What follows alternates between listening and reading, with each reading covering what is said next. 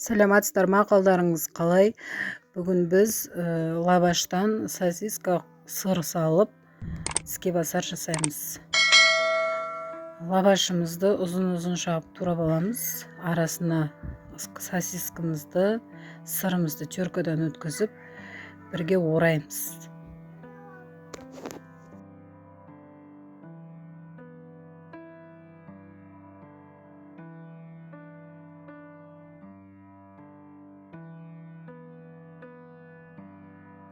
Осылай бәрін орап алғаннан кейін 2-3 түк жұмыртқаға батырып қызып тұрған табамызға азғантай май құйып, 2 жағын қызарғанша пісіріп аламыз. Менің каналыма тіркеліп, лайк басып, комментарий жазып қойыңыздар. Ас болсын, үйде жасап көріңіздер, өте дәмді болып шығады.